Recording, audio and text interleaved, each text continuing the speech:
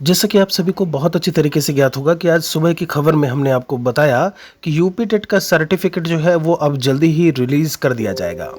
कहीं ना कहीं वो सर्टिफिकेट रुका हुआ था, तो उसके पीछे कारण ये था कि बीएड का प्राइमरी में होना या ना होना उस पर संशय बना हुआ था। अभी जब हम 11 अगस्त 2023 पर माननीय सुप्रीम कोर्ट के डिसीजन की बात करें, तो उसके बाद से आपका जो राह है यूपी टेट सर्टिफिकेट का, वो पूरी तरीके से क्लियर हो चुका है। और वहां पर प्राइमरी में जिन्होंने भी आवेदन किया था बीएड अभ्यर्थियों ने, उनको सीटेट का सर्टिफिकेट इशू नहीं किया जाएगा जो है, ये बात भी वहां पर मैंने आपको सुबह एक वीडियो में बताई थी।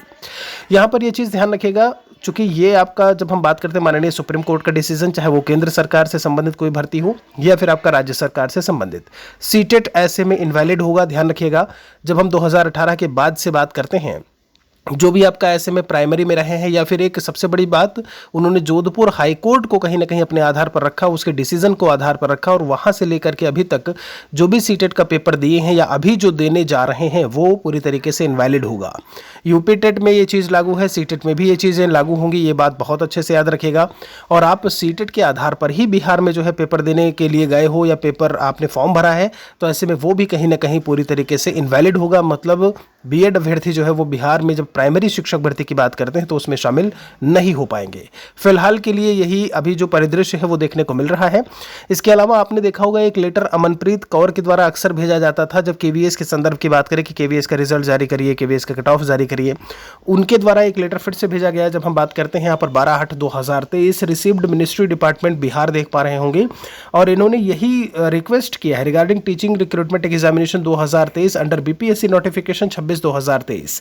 इन्होंने यही रिक्वेस्ट किया है। ऑनरेबल सुप्रीम कोर्ट की पूरी डिसीजन की कॉपी इन्होंने वहां पर लगा दी है, और इनका कहना है कि जैसे सुप्रीम कोर्ट ने बोला है कि प्राइमरी ही में केवल बीटीसी या बीएसटीसी डीएलएड ही वैलिड होगा, तो उसी के हिसाब से आप काम करिए। तो ये लेटर भी जो है वो दिया गया है। यहाँ पर ये चीज़ भी आपको क्लियर है कि जब सीटेट ही इनवैलिड है, तो सीटेट के बेस पर अगर आप बिहार में गए हो तो वो भी इनवैलिड हो जाएगा। बीपीएससी की तरफ से अभी ऑफिशियली कुछ भी अभी नहीं दिया गया है, लेकिन एक चीज़ बहुत अच्छे से हम आपको बता दें, बीपीएससी ने क्या बोला था, जरा इसको पढ़िएगा। इन्होंने कहा था, राष्ट्रीय अध्यापक शिक्षा परिषद के दिशा निर्देश पर तय होगी योग्यता। ये बात जो है बिहार ने बोला था। मतलब वो सुप्रीम कोर्ट की चीज़ों को अभी वो नहीं वो कर रहे हैं, अगर इस हिसाब से बात की जाए तो।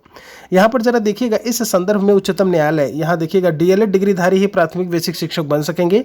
आगे कहते हैं, इस सवाल पर शिक्षा विभाग के पदाधिकारी क्या कहते हैं। वो कहते हैं कि एनसीटीई की दिशा निर्देश पर जो है वो निर्भर करता है।